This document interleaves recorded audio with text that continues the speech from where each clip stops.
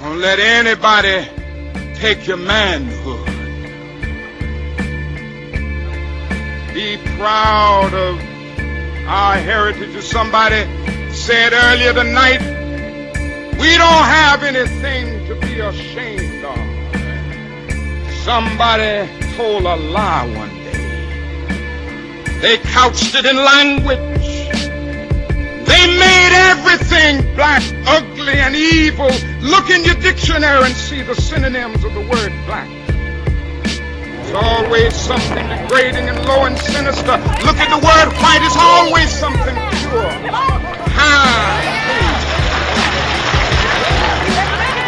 I want to get the language so right that everybody here will cry out, yes, I'm black, I'm proud of it, I'm black and beautiful.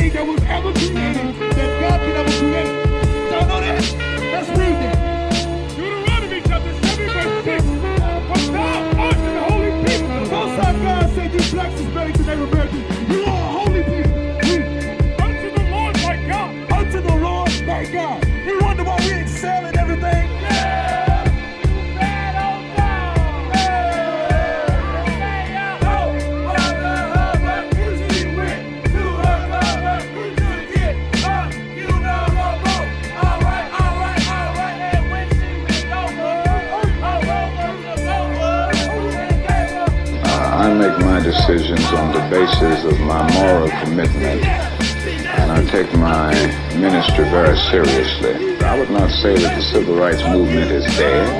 It's simply that we are moving to a new phase of the movement.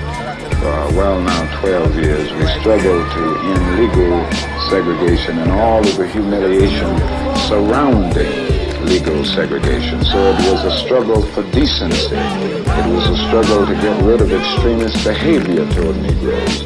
Now we are in a new phase, and that is a phase where we are seeking genuine equality, where we are dealing with hard economic and social issues. And it means that the job is much more difficult. It's much easier to integrate a lunch counter than it is to guarantee an annual income. It's much easier to integrate a bus than it is to get a program that will force the government to put billions of dollars into ending slums. It's a wonderful thing to work and be concerned about integrating public accommodations, integrating the public schools, which I will continue to work for with vigor and with zeal. But I've also got to be concerned about the survival of a world in which to be integrated. And these issues to me are tied together in that sense. How did you arrive at this decision, and who influenced your thinking? I thought about it for several months, and finally I went away to write a book in Jamaica where I had a chance to reflect and meditate and do a great deal of thinking about the war in Vietnam. And I came to the conclusion then that I had no alternative but to take a vigorous stand against the war. Dr. King, when you speak out against this war, do you speak as a Negro opponent of the war? Is there something especially anti-Negro or racist about the war that impels you to speak out? I cannot overlook the fact that I am a Negro, and that this war is doing a great deal to destroy the lives of thousands and thousands of my brothers and sisters. We are dying physically in disproportionate numbers in Vietnam, some 22 and 4/10% of the deaths, even though we are only about 11% of the population. The other thing is that we are dying spiritually and psychologically in disproportionate numbers at home in the ghettos.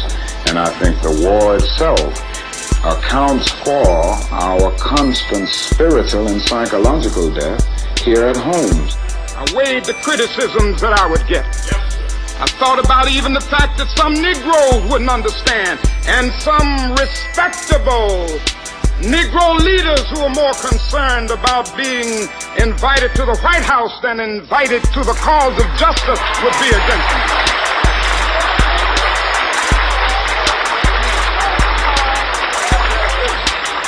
I weighed all of this. As I weighed in it, as I prayed over it, something said to me that you got to speak on this issue. If you don't speak on it and others don't speak, I'm not going to give up. I'll have even the rocks to cry out against this war. It's an evil war. No matter where it leads, no matter what abuses it may bring, I'm going to tell the truth.